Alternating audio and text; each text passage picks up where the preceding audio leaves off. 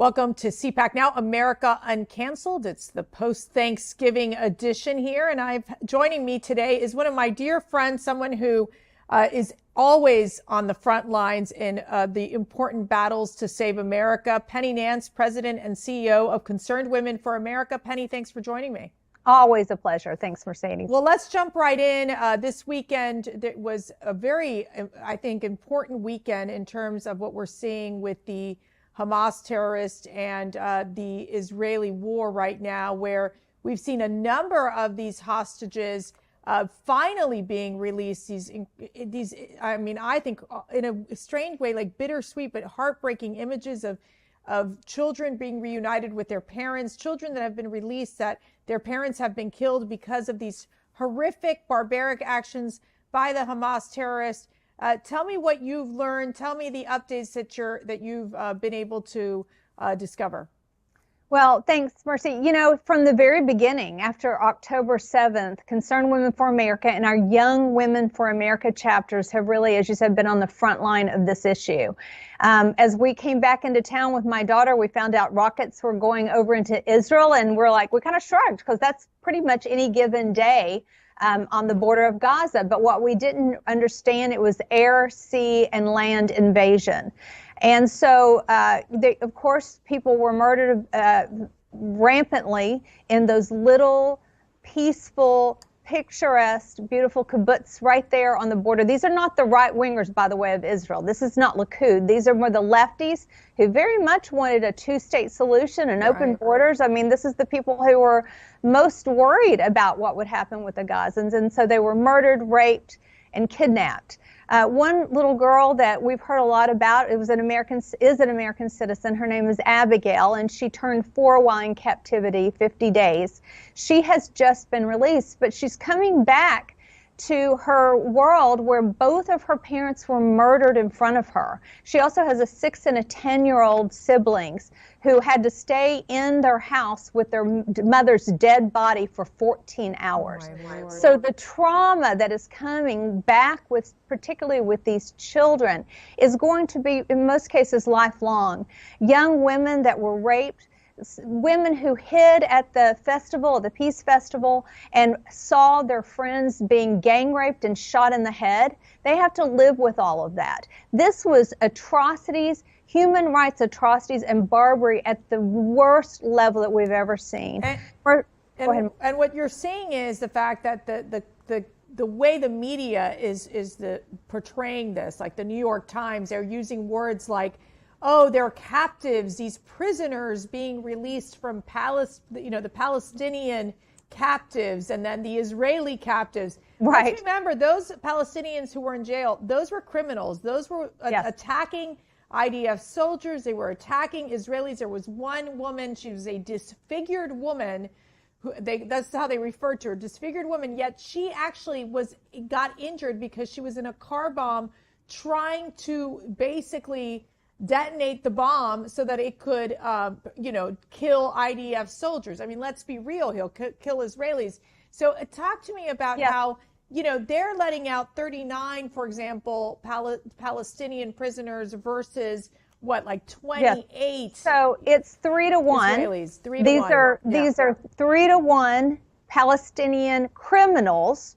And that one particular case that you mentioned, that woman's life was saved by a young IDF soldier whose face was disfigured in an effort to save her in her car, who was blown up by the woman. Right. And so what does she do? She goes back to Palestine and immediately crows in front of the media and wants death for the IDF. Yeah. I mean, it is absolutely nonsensical. We still have about 150 of the Israeli citizens, and some of them are Americans, are still being held in captivity. These are real captives that were actually kidnapped, including a 10-month-old little baby named Kafir, and his mother and his sibling. He's 10 months old, and he's from one of those little small villages, the little kibbutz there on the border. And other people from that kibbutz have been released.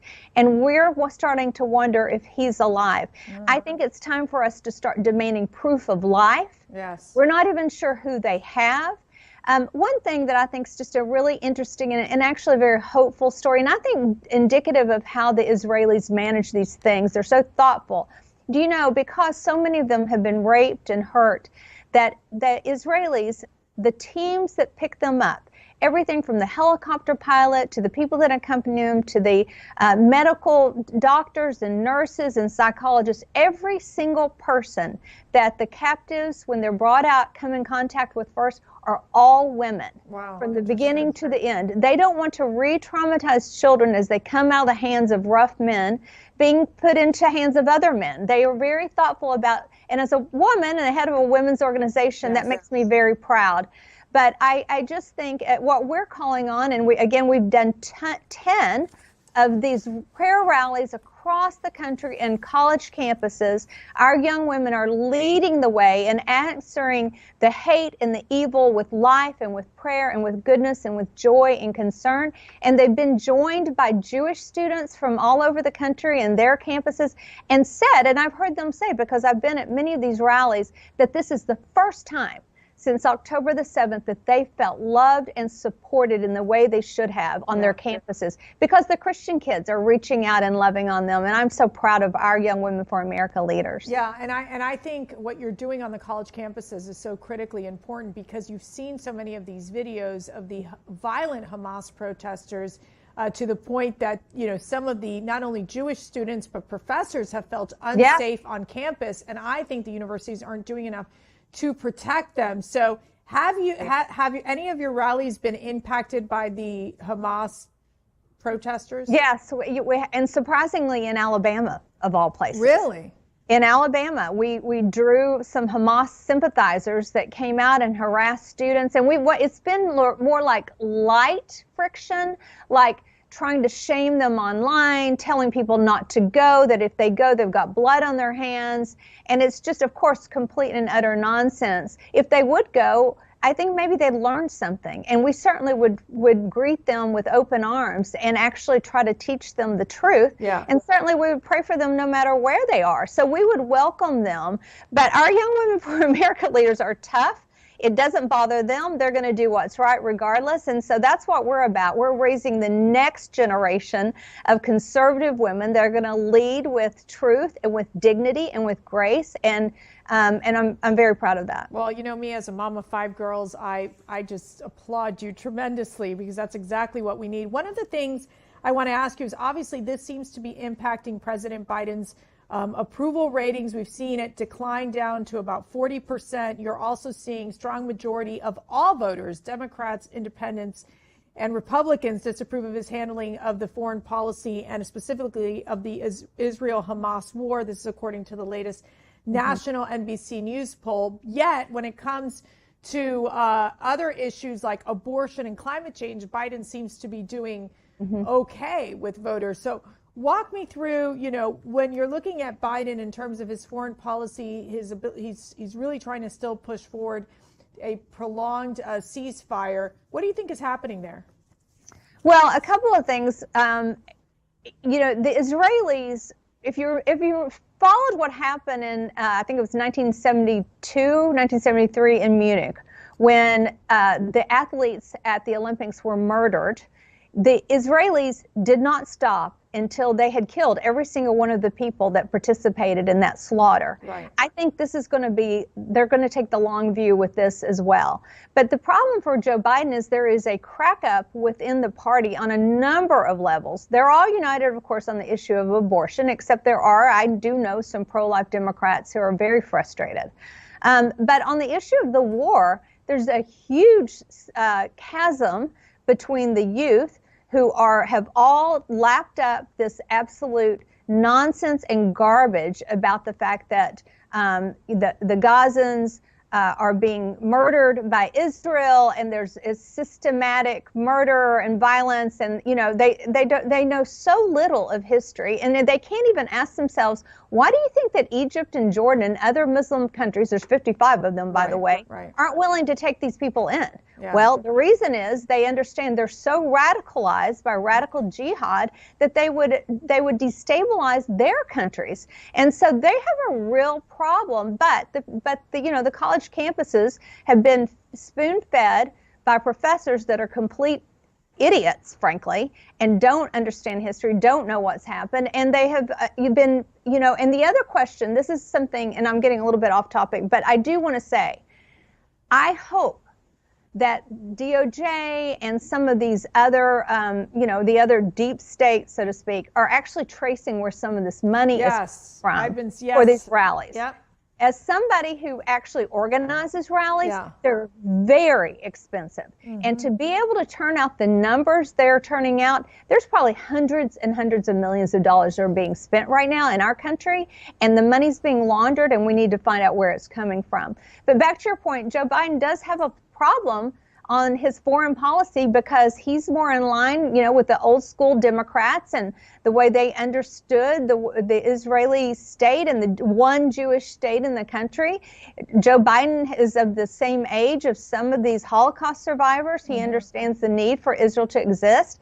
And there is a chasm in his party that he's going to have to address. Yeah, there's no question. I do want to just quickly address the issue of abortion. Obviously, we saw these Virginia races in the election. There's, I think, a big debate happening even within the Republican Party on how do you message on abortion, because you saw all these ads in the Virginia race in November where it was, "Hi, my name is Joe Schmo, and the other guy is a MAGA extremist and he wants a complete ban on abortion." And then you start realizing that there was the arguments being made that we were losing because of this issue of abortion. What's your sense on how best to message the abortion issue post Roe v. Wade, especially since we know at least 32,000 babies have been saved since Roe v. Wade has been overturned? Yes, we should start there. Yeah. The fact that, post-Roe, some states increased their abortions and a number of states decreased their abortions, but overall about 25 states limited the number, and we have at least 30,000. I think by now it's probably more like 60. Right. And there's a lot of questions around how we're going to move forward, like chemical abortion and crossing state lines and all of that. But even there, we're actually having some victories because we're actually getting back to the pre-COVID rules on actually a doctor needs to be involved.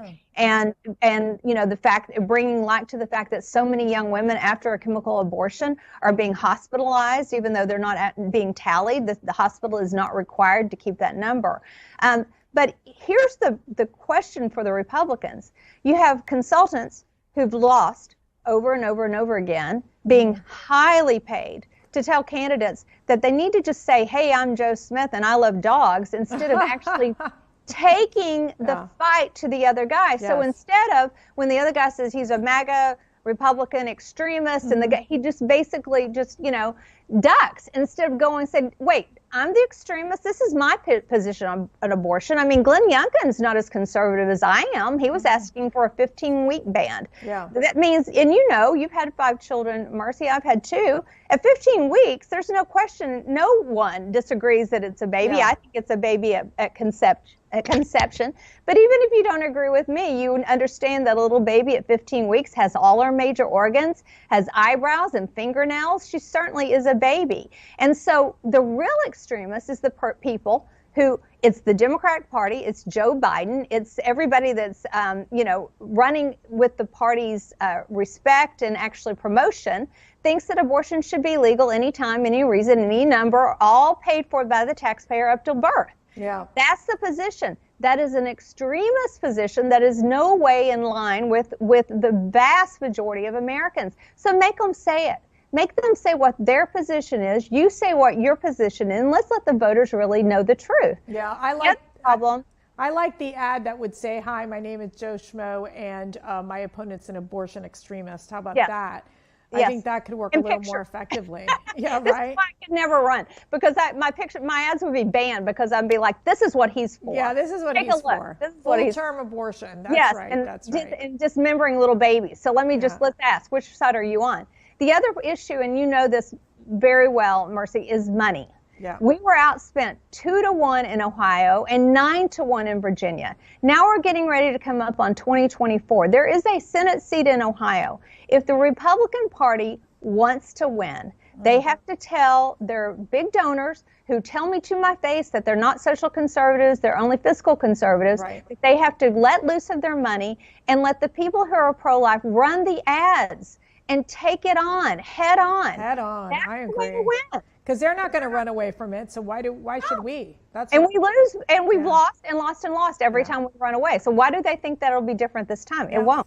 I agree. I agree. Well, Penny Nance, thank you so much for Thank you. joining me on CPAC Now. You're like a soul sister to me. I greatly appreciate everything that you do. Thanks. And the continued battle, which, as you know very well, it's a spiritual battle that we're all involved in. So thank you so much. God bless. God bless.